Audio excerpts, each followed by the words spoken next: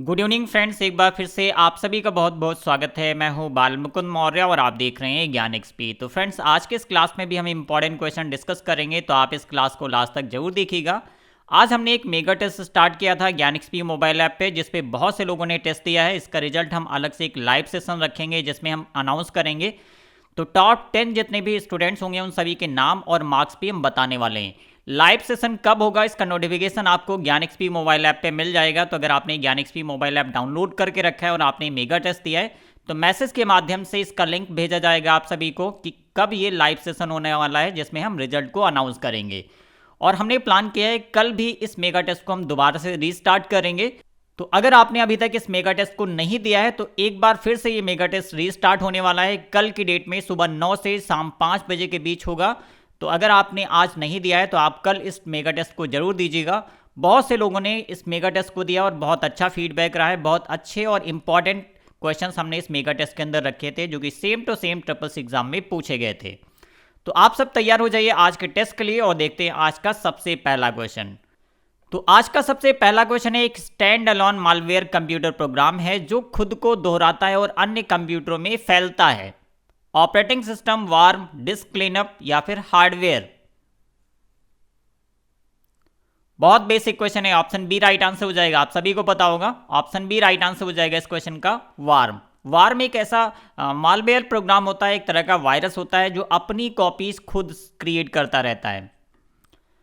अगला क्वेश्चन है, कोलैट विकल्प का उपयोग करने के लिए लिब्रे ऑफिस कैल्क स्प्रेडशीट की कितनी प्रतियां मुद्रित करने की आवश्यकता है। कोलैट विकल्प क्या होता है, हाल ही की ऑनलाइन क्लास में मैंने बताया था प्रैक्टिकल के साथ, तो शायद आप सभी को याद होगा।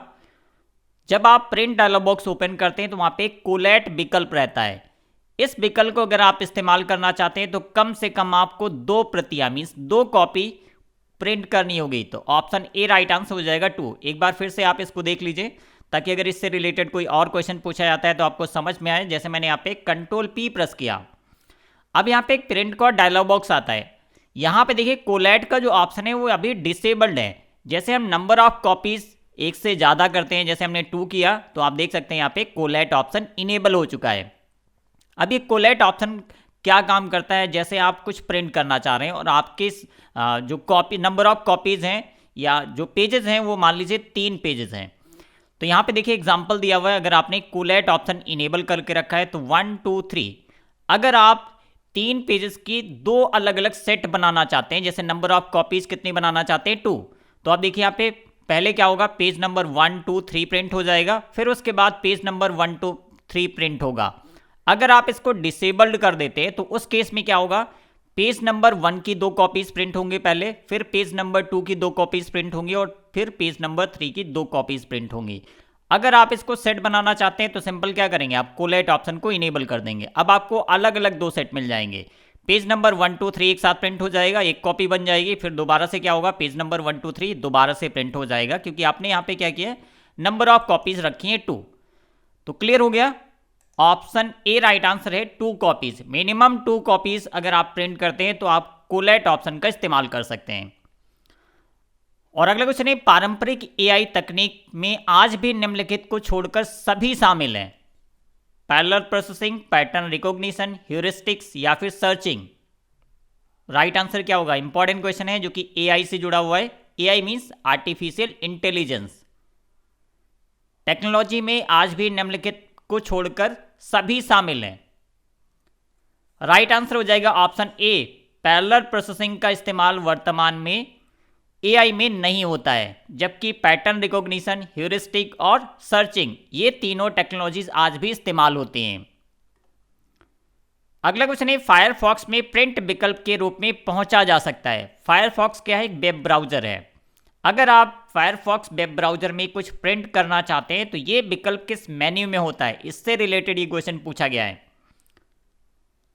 तो अगर आपने इस्तेमाल किया होगा फायरफॉक्स तो आप सभी को पता होगा, ऑप्शन सी राइट आंसर है। आपको जाना होगा मेन्यू, एक ऑप्शन रहता है, वहां पे क्लिक करेंगे तो प्रिंट ऑप्शन दिया रहता है जिससे आप वेब पेज को प्रिंट कर सकते हैं। तो ऑप्शन सी राइट आंसर है।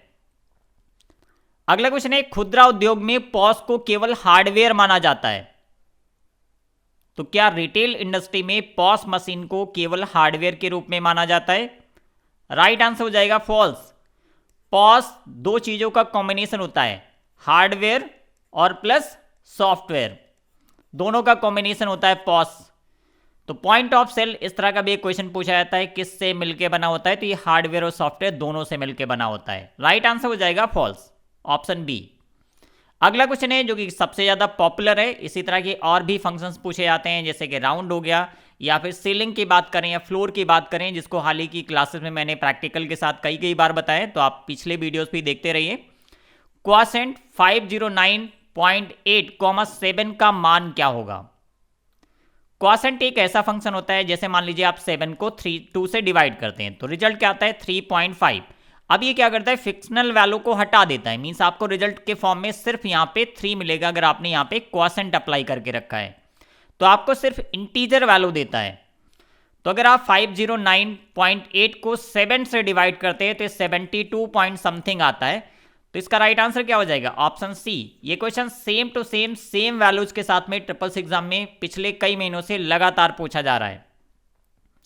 अगला क्वेश्चन है, हम किस विकल्प से राइटर की फाइल को पीडीएफ में बदलते हैं? हम किस विकल्प से राइटर की फाइल को पीडीएफ में बदलते हैं? तो अगर आप लिब्रे ऑफिस राइटर में किसी फाइल को पीडीएफ फॉर्म में सेव करना चाहते हैं तो आप इनमें से किस विकल्प का इस्तेमाल करेंगे? और एमएस ऑफिस में अगर आप पीडीएफ फॉर्म में सेव करना चाहते हैं तो हम सेव एज का इस्तेमाल करते हैं। तो इस क्वेश्चन का राइट आंसर हो जाएगा ऑप्शन सी, एक्सपोर्ट एज। एक ऑप्शन दिया रहता है लिब्रे ऑफिस राइटर में, जिससे आप किसी भी फाइल को जो कि राइटर में क्रिएट की है उसे आप पीडीएफ फॉर्म में सेव कर सकते हैं। ऑप्शन सी राइट आंसर है। अगला क्वेश्चन है, क्या विंडो 10 में ड्राइव खोलने के लिए इजेक्ट ऑप्शन का इस्तेमाल किया जाता है?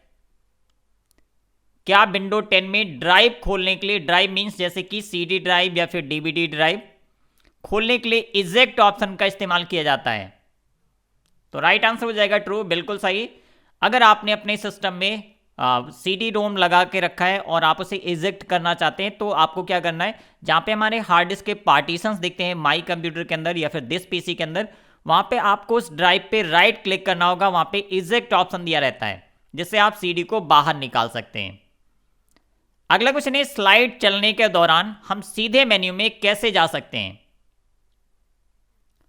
स्लाइड चलने के दौरान मींस जब आप स्लाइड शो चला रहे होते हैं उस टाइम पे आप सीधे मेन्यू में कैसे जा सकते हैं? तो मेन्यू में जाने के लिए आपको क्या करना होगा, राइट क्लिक, स्लाइड पर आप जो करंट स्लाइड होगी उस पर राइट क्लिक करेंगे। ऑप्शन बी राइट आंसर है। अगला क्वेश्चन है, उपयोगकर्ता गतिविधि पर नजर रखता है और पृष्ठभूमि में उस जानकारी को किसी और को प्रेषित मींस भेजता रहता है, तो इनमें से क्या होगा, स्पाईवेयर, मालवेयर, फर्मवेयर या फिर एडवेयर?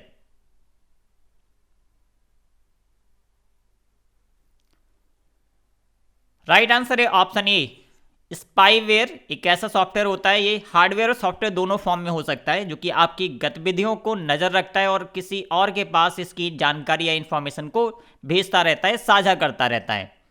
मालवेयर क्या होते हैं, जो मैलिशियस सॉफ्टवेयर होते हैं उनको मालवेयर के नाम से जानते हैं। फर्मवेयर जो कि हमारे हार्डवेयर के अंदर इनबिल्ट जो सॉफ्टवेयर होते हैं उसको हम फर्मवेयर के नाम से जानते हैं, जैसे कि बायोस। एडवेयर क्या होते हैं, जो कि एडवर्टाइजमेंट को मैनेज करते हैं। आपने कई जगह पे देखा होगा, वेबसाइट्स पे अलग अलग तरह के एड्स आते रहते हैं और कई बार हम कुछ वेबसाइट पे जाने के बाद उसे क्लोज कर देते हैं, उसके बावजूद भी देखा होगा आपको अपने ब्राउजर में कई अलग अलग तरह के एड्स के अलग अलग पॉपअप्स आते रहते हैं, तो ये होता है एडवेयर। तो ऑप्शन ए राइट आंसर है, स्पाईवेयर। अगला क्वेश्चन है, क्यूआर कोड की प्रकृति क्या है? क्यूआर कोड की प्रकृति क्या है, मींस इसका जो डिजाइन होता है वो किस फॉर्म में होता है, सर्कुलर, स्क्वायर, हॉरिजेंटल या फिर रेक्टेंगल? राइट आंसर है ऑप्शन बी। आप सभी जल्दी जल्दी इन क्वेश्चंस के राइट आंसर्स कमेंट सेक्शन में बताते रहिए। ऑप्शन बी, स्क्वायर फॉर्म में होता है, क्यूआर कोड हमेशा स्क्वायर फॉर्म में होता है, तो ऑप्शन बी राइट आंसर है। अगला क्वेश्चन है, यूपीआई की स्थापना एनपीसीआई के द्वारा की गई। NPCI means national payment corporation of India, जिसने यूपीआई की स्थापना की। राइट आंसर हो जाएगा ऑप्शन ए, बिल्कुल सही। नेक्स्ट क्वेश्चन देखते हैं, उबंटू में ईमेल क्लाइंट क्या है? ईमेल क्लाइंट क्या होते हैं, कई अलग अलग तरह के एप्लीकेशंस हैं जिनका हम इस्तेमाल करते हैं ईमेल को एक्सेस करने के लिए, जैसे कि आउटलुक एक्सप्रेस जो कि माइक्रोसॉफ्ट कंपनी का है, आप इसे विंडोज़ ऑपरेटिंग सिस्टम में इंस्टॉल करके अपनी ईमेल को कॉन्फ़िगर कर सकते हैं और इसके बाद अपनी ईमेल्स को यहाँ से सेंड कर सकते हैं या फिर रिसीव कर सकते हैं। तो इसको बोलते हैं ईमेल क्लाइंट।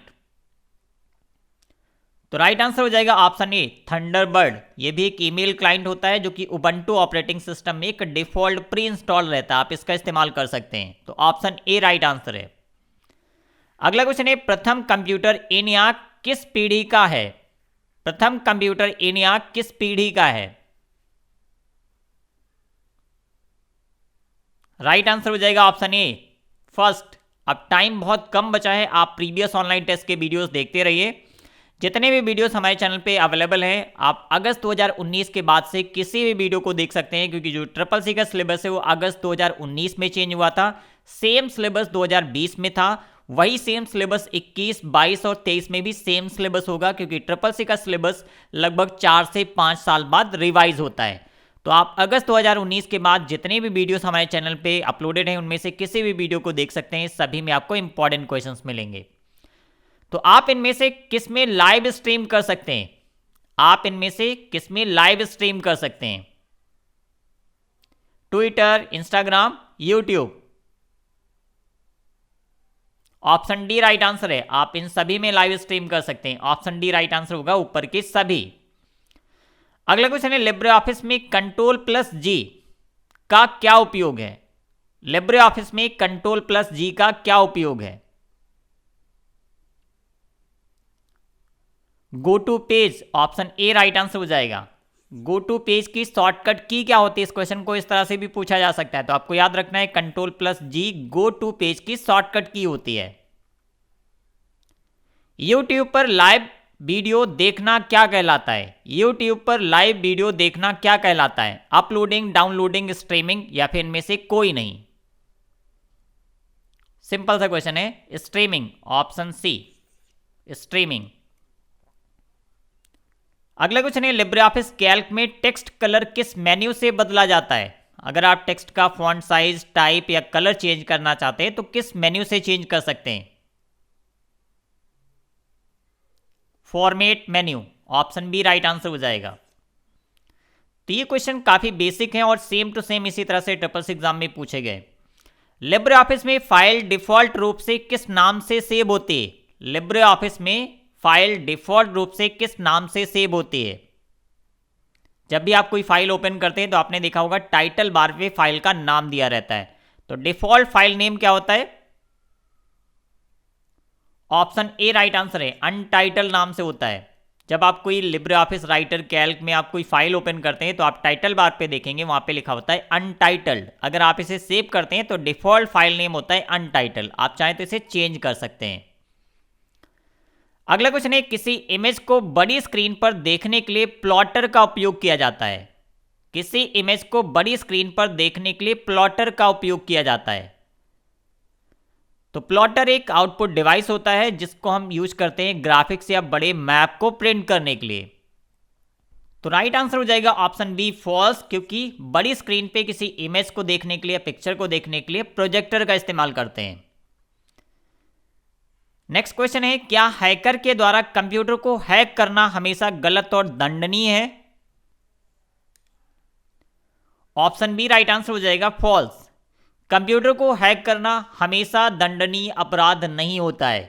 सिक्योरिटी को टेस्ट करने के लिए या उस सिस्टम की जानकारी के लिए कि किस लेवल पे इसको हैक किया जा सकता है, उसे हैक करके चेक किया जाता है। जो एथिकल हैकर्स होते हैं वो यही काम करते हैं। कोई भी सिस्टम डेवलप होता है उसे चेक करते हैं, या गवर्नमेंट के द्वारा कुछ ऐसे हैकर्स को रखा जाता है जो अलग अलग एक्टिविटीज़ के लिए सिस्टम्स को हैक करने के लिए उनका इस्तेमाल किया जाता है। तो हमेशा कंप्यूटर को हैक करना गलत और दंडनीय नहीं होता है। तो ऑप्शन बी राइट आंसर हो जाएगा। यहाँ से भी कई सारे अलग अलग तरह के क्वेश्चंस बनते हैं। अगला क्वेश्चन जो कि इसी पे बेस्ड है, हैकर समुदाय में सबसे अच्छा हैकर किस हैकर को माना जाता है? तो देखिए हैकर 3 तरह के होते हैं। व्हाइट हैट हैकर्स होते हैं, ग्रे हैट हैकर्स होते हैं और ब्लैक हैट हैकर्स होते हैं। व्हाइट हैट हैकर्स ऐसे हैकर्स होते हैं जो लीगल वे में काम करते हैं। ये किसी सिस्टम, जो सिस्टम डेवलप किया गया उसको चेक करने के लिए इस्तेमाल किया जाता है इनको, कि सिस्टम को आप हैक करके चेक करिए किस लेवल पे से हैक किया जा सकता है, या फिर इसमें कोई खामी तो नहीं है, कोई सिक्योरिटी की प्रॉब्लम तो नहीं है, सिक्योरिटी इशू तो नहीं है। या फिर इन केस अगर कोई गवर्नमेंट को ज़रूरत होती है तो इस तरह के हैकर्स का इस्तेमाल किया जाता है, वाइट हैट हैकर्स के रूप में इनको बोला जाता है। अब अगर हम ब्लैक हैट हैकर्स की बात करें तो ये इलीगल एक्टिविटीज़ करते हैं सिस्टम्स को हैक करके, जो कि पूरी तरह से वैन है और इलीगल है। तो ब्लैक हैट हैकर्स ऐसे हैकर्स को बोला जाता है जो इलीगल एक्टिविटीज़ करते हैं सिस्टम्स को हैक करके।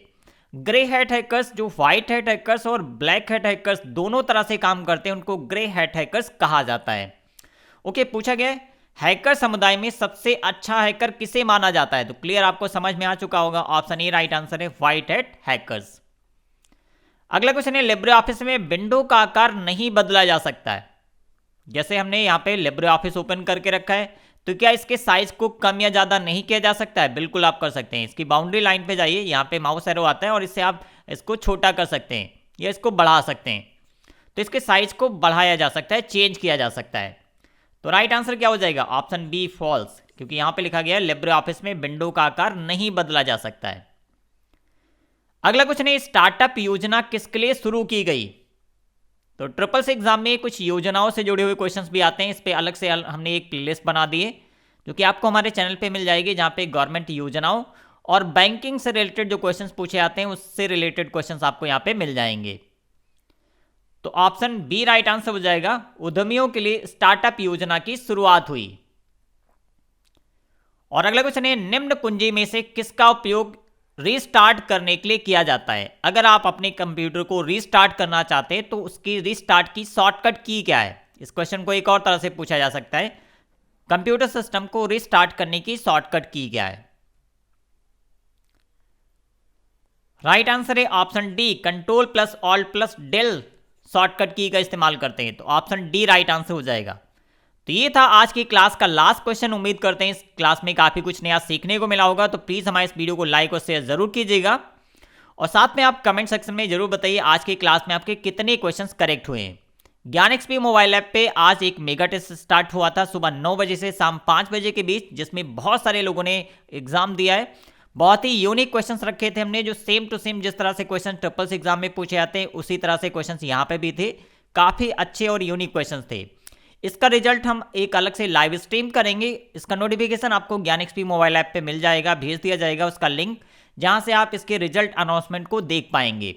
तो इस मेगा टेस्ट को जिन लोगों ने नहीं दिया है, कल आप सुबह 9 से शाम 5 बजे के बीच आप इस मेगा टेस्ट को दे सकते हैं, जो कि सुबह 9 बजे स्टार्ट होगा, शाम 5 बजे के बीच आप कभी भी इस मेगा टेस्ट को दे पाएंगे। तो अगर आपने अभी तक इस मेगा टेस्ट को नहीं दिया है तो ज्ञान एक्सपी मोबाइल ऐप डाउनलोड कीजिए और कल सुबह 9 बजे मेगा टेस्ट अवेलेबल हो जाएगा। ओके, तो बस आज की क्लास में इतना ही। कुछ ई बुक्स हैं जो कि हमारी वेबसाइट पे अवेलेबल हैं, अगर आप इनके बारे में कोई जानकारी चाहते हैं तो आप हमें व्हाट्सएप पे मैसेज कर सकते हैं। फिलहाल के लिए इन सभी ई बुक्स पे 25% का डिस्काउंट चल रहा है, जो कि सिर्फ आपको 6 अप्रैल तक मिलेगा। याद रखिएगा, सिर्फ 6 अप्रैल तक ये डिस्काउंट अवेलेबल है। तो बस आज की क्लास में इतना ही। नेक्स्ट क्लास में हम डिस्कस करेंगे कुछ और इंपॉर्टेंट क्वेश्चंस, तो आप डेली सुबह 7 बजे शाम 7 बजे की क्लास ज्वाइन करना मत भूलिए। तो बस आज के लिए इतना ही, मिलते हैं नेक्स्ट क्लास में, तब तक के लिए bye bye, thank you for watching.